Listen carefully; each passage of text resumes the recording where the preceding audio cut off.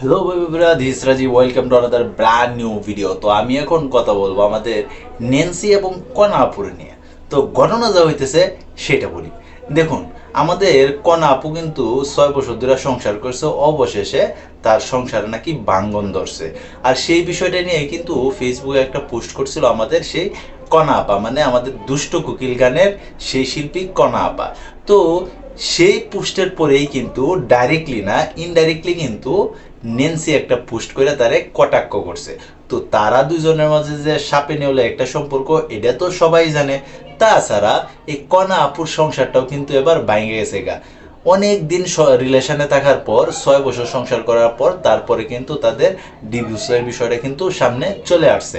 কিন্তু সেই কণা আপুর হাজবেন্ড এখন কিন্তু বলতেছে যে হ্যাঁ, তাদের সংসার একটু গ্যাঞ্জাম চলতেছে, কিন্তু তারা কিন্তু এখনো ডিভোর্সের মতো কোনো একটা সিদ্ধান্তে পৌঁছায় না, এমনকি তারা ডিভোর্সও কিন্তু এখনো তাদের হয় নাই, এমনটাই কিন্তু নিউজ মিডিয়াতে দেখা যাইতেছে। কিন্তু নেন্সি আপা কিন্তু সেই রকম ভাবে কিন্তু একটা ইনডাইরেক্টলি কিন্তু দুলাই কিন্তু দেয়া দিল আমাদের কণা আপারে। কিন্তু নেন্সি এবং কোনার মধ্যে কি নিয়ে এমন একটা গ্যাঞ্জাম সাপে নেলের, এটা তো আর বলা যাইতেছে না বা প্রেডিক্ট করাও কিন্তু সম্ভব হচ্ছে না। কিন্তু তাদের মধ্যে যে একটা ঝগড়া আছে বা তাদের মধ্যে যে একটা গ্যাঞ্জাম আছে, এটা কিন্তু এবার প্রকাশেই চলে আসছে। কেনই বা কনারি পোস্টের পর আমাদের নেন্সি আপু এই ধরনের পোস্ট করলো? তো তারা দুইজন যে মানের শিল্পী, তাদেরকে কিন্তু সবাই পছন্দ করে, এমনকি আমরাও কিন্তু তাদের দুজনকেই কিন্তু পছন্দ করি।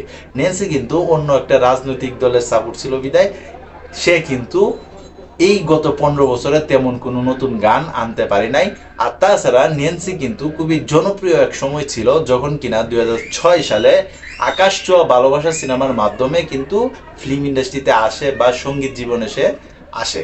কিন্তু কণা কিন্তু 2002 সালেই সর্বপ্রথম ফিল্মে প্লেব্যাক করার সুযোগ পাইছিল, এমনকি মিডিয়া ইন্ডাস্ট্রিতে পা রাখছিল। কিন্তু তাদের মধ্যে যে এরকম একটা ঝগড়াঝাটি এই বিষয়টা হইতেছে, এই বিষয়টা কিন্তু নেটিজেনরা কিন্তু তেমন ভালোভাবে দেখতেছে না।